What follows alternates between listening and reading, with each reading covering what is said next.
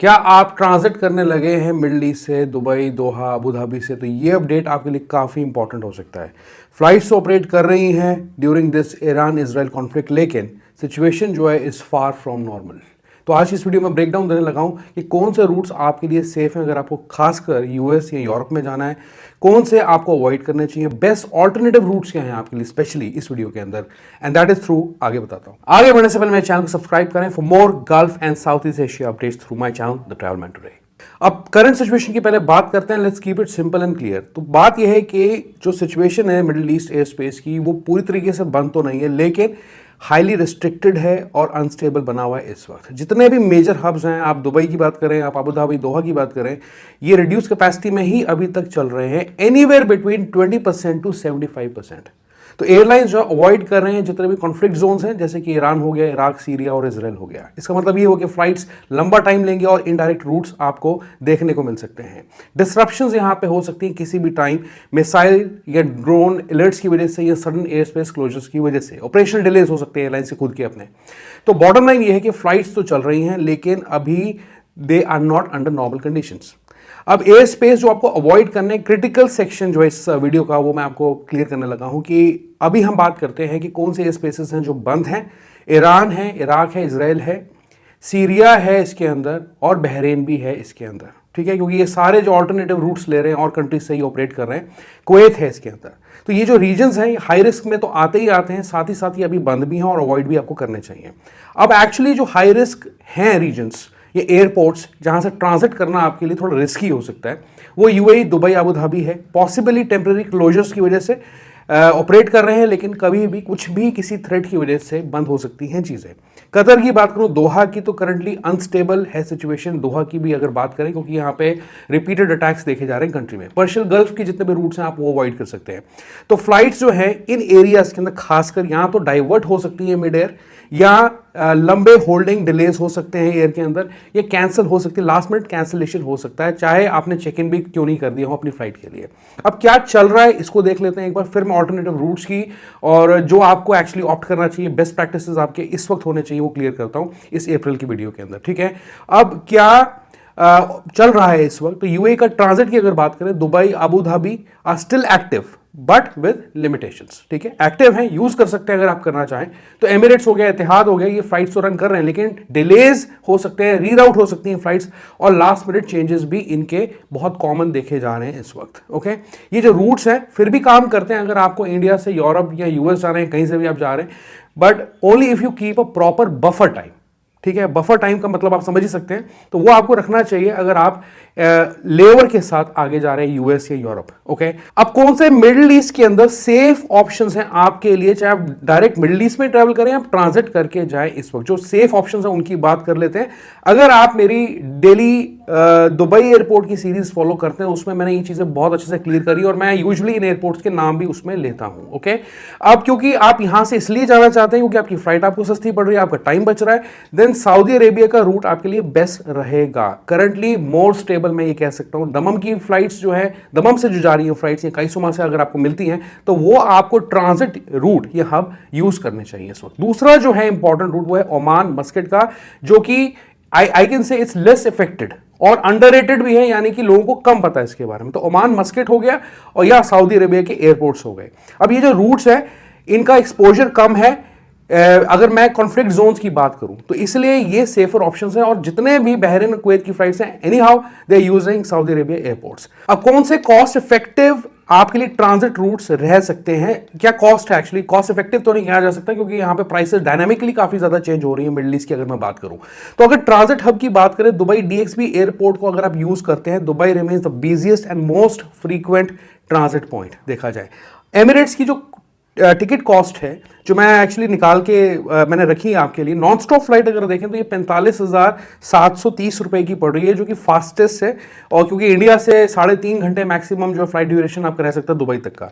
Air India और Emirates की बात करूं, एक स्टॉप अहमदाबाद का है इसके अंदर फ्लाइट के अंदर, और ये जो फ्लाइट है इस वक्त आपको लगभग 38,000 की यहां पे पड़ रही है। चीपर ऑप्शन है बट वेरी लॉन्ग लेवर, ध्यान रहे। फिर आगे एयर इंडिया एक्सप्रेस की फ्लाइट की बात करूं, ये तिरुवनंतपुरम में इसका एक स्टॉप है, और ये जो फ्लाइट है रफली आपको ये 48,000 रुपए की पड़ेगी। अगर आप दोहा से ट्रांजिट करते हैं कतर से। तो कतर एयरवेज जो है is a primary choice for transit, जो कि जिसकी कनेक्टिविटी अच्छी है, काफी फास्ट कर दी कनेक्टिविटी इन्होंने despite regional air space challenges. उसके बाद भी इनकी फ्लाइट्स चल रही हैं। एयर इंडिया की अगर मैं बात करूं नॉन स्टॉप फ्लाइट अगर आप देखें तो ये आपको कुछ 63,000 की पड़ेगी लगभग। कतर एयरवेज की बात करूं नॉन स्टॉप फ्लाइट अगर आप लेंगे 80,722 रुपए की आपको पड़ सकती है। ओमान की कतर एयरवेज की अगर एक स्टॉप मस्केट के अंदर है तो ये 55,000 लगभग 56,000 आपको यहां पड़ सकता है। अगर आप ऑल्टरनेटिव रूट्स की बात करें, श्रीलंकन एयरलाइंस जहां पे एक आपको स्टॉप ओवर जो है कोलंबो में रह सकता है, ये आपको लगभग कुछ पड़ेगी 38,500 की। ठीक है, अगर आप अबू धाबी से ट्रांजिट करते हैं, ठीक है, यूएई की अगर बात करें दोबारा से, तो ये एक स्ट्रॉन्ग ऑल्टरनेटिव है दुबई का, पहली बात। ठीक है, ऑफन विद कंपेटिटिव प्राइसिंग आप कह सकते हैं। इंडिगो की नॉन स्टॉप फ्लाइट अगर आप देखेंगे तो ये 42,000 रुपीज की पड़ेगी आपको, ये यहां 43,000 आप कह लीजिए रफली। एतिहाद एयरवेज की बात करूं नॉन स्टॉप फ्लाइट जो है आपको पड़ेगी 72,605 रुपीज की। एयर इंडिया एक्सप्रेस की आपको एक स्टॉप जहां कोची में रह सकता है आपका, ये आपको लगभग पड़ेगी 48,000 रुपीज की। इंडिगो की बात करूं अगर आप मुंबई में अगर आपका लेवर है तो ये आपको पड़ेगी 53,600 अप्रॉक्सीमेटली।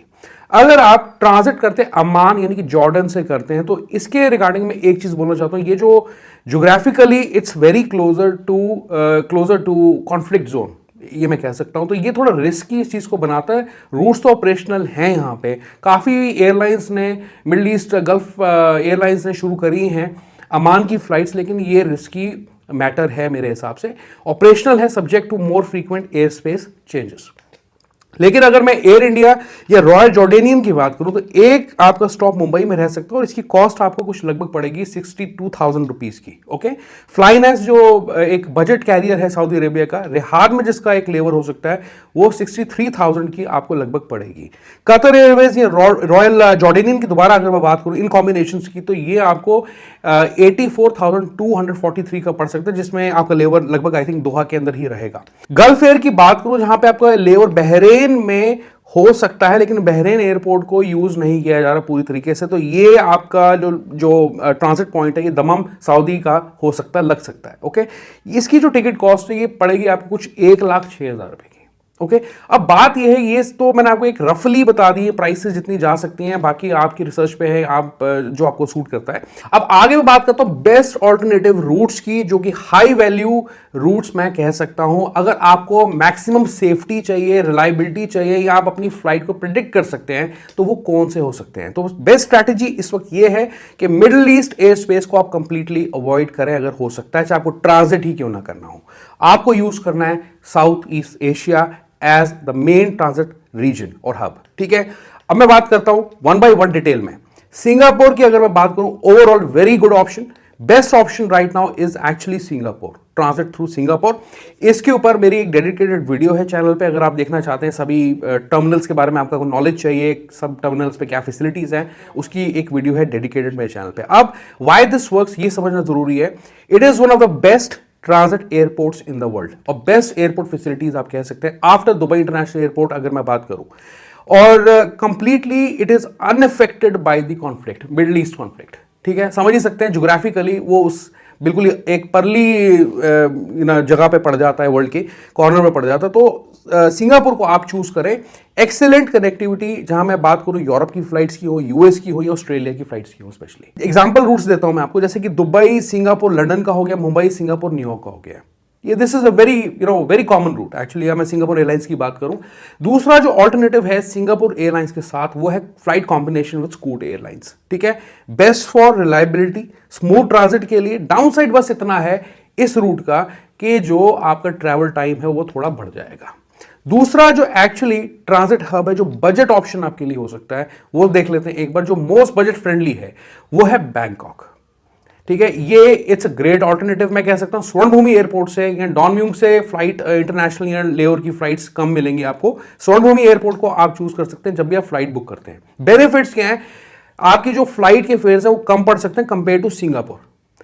कनेक्टिविटी बहुत अच्छी है, एयरपोर्ट्स की भी फैसिलिटी बहुत अच्छी है। अगर आपको यूरोप जाना है, एशिया में ट्रैवल करना है या आपको यूएस जाना है, तो आप कुछ एयरलाइंस चूज कर सकते हैं। बाकी मैं क्यों कह रहा हूं ये सस्ता हो सकता है सिंगापुर के कंपैरेटिवली, क्योंकि एयरपोर्ट टू एयरपोर्ट भी जो टैक्सेस होते हैं उनमें भी वेरी करती हैं, उनकी प्राइसेस भी कुछ महंगे होते हैं, कुछ सस्ते होते हैं, तो वो आपकी फ्लाइट प्राइसेस पे ओवरऑल जो है ब्रेकअप में फर्क डाल सकते हैं। इसलिए मैं आपको ये सस्ता रूट बता रहा हूं। तो थाई एयरवेज को आप यूज कर सकते हैं। वो बात अलग है कि आप सारे सर चार्जेस इंक्रीज कर रहे हैं एयरलाइंस, लेकिन बेस्ट रूट फिर भी थाई एयरवेज रहेगा, या इंडिगो की कुछ फ्लाइट्स अगर आपको मिलती है उस रूट से तो ठीक है। बाकी I am not sure fully to be honest कि इंडिगो की यूरोप की फ्लाइट्स वाया स्वर्णभूमि जाएगी, ऐसा नहीं हो सकता, बट या you can still use for travelling within the South East Asia region और ईस्ट एशिया रीजन। आगे जो बेस्ट ऑप्शन है which is the most cheapest option and also underrated, सबसे बड़ी बात है ये अंडररेटेड ऑप्शन है, वो है ट्रांजिट वाया कोलालंपुर।